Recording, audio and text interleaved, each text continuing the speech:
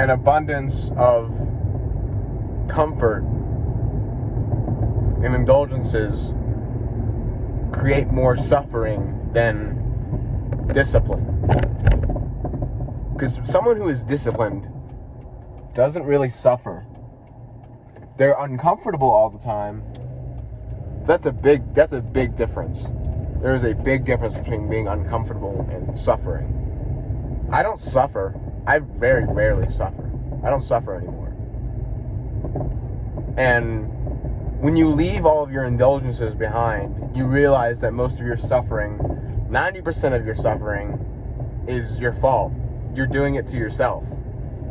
Because when you comfort yourself, when you indulge yourself, to cease the indulgence and do a task, that becomes suffering.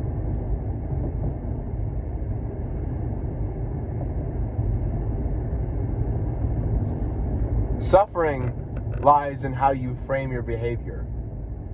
Suffering lies in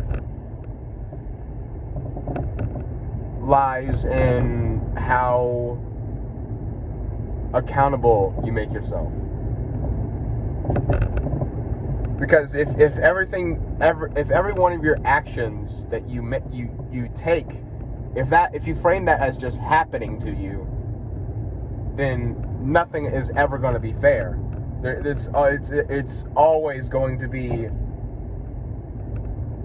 You have ample opportunity to marginalize yourself at every turn, every decision.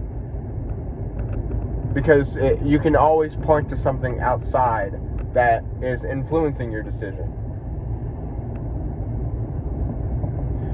And when you indulge yourself with lots of entertainment and consumption, you create that kind of attachment to yourself.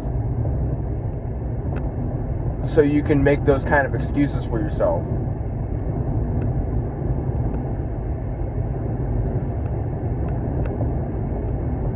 It'd be better if others would just do this, if people just did this with their friends, but they do that. Like, social media has created this kind of self-love. It's inverting the golden rule, where it creates marginalization within yourself.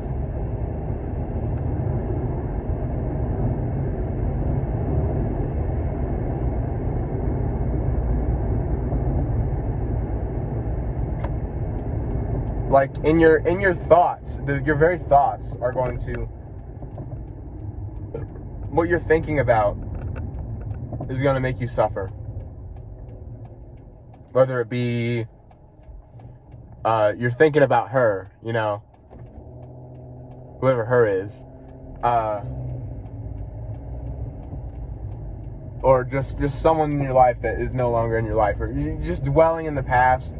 You really shouldn't be replaying events in your head that happened, that have come to pass. You shouldn't replay those events in your head more than 3 times. And especially if you do that more than once a week, that's suffering. When you because that is my thesis, is that it's 90% of your suffering is your own, because so much of your suffering is you replaying your past suffering.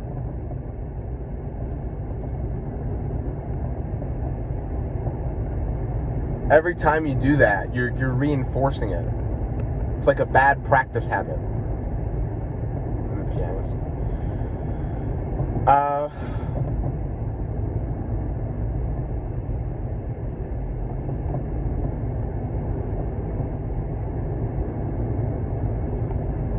Like, people, there ain't no party like a pity party.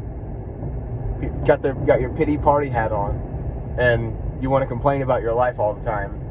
You want to complain about how nothing's fair.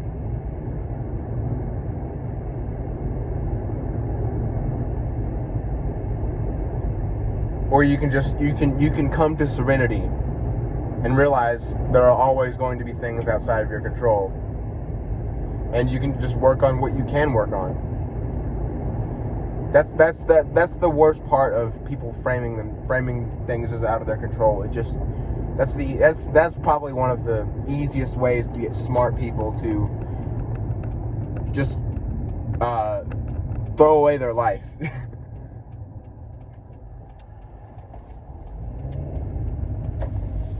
Like, you can get a really not so smart person to throw away their life by like being passive aggressive and like starting a fight.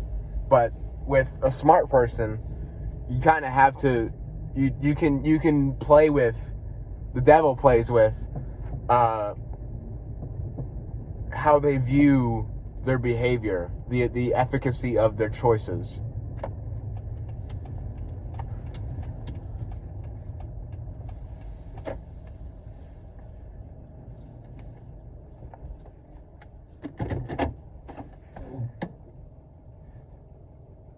A lot of this media that you're subjected to, you don't even consciously choose to watch it 90% of the time.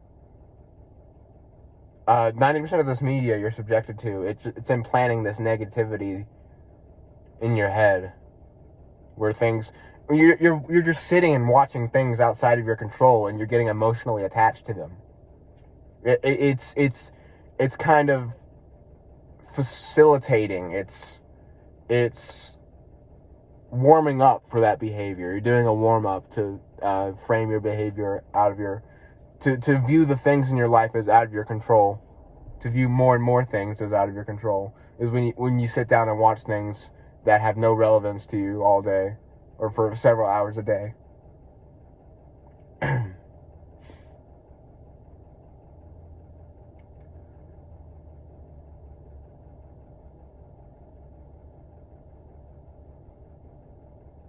But yeah, when complaining about your life is more often than not a luxury.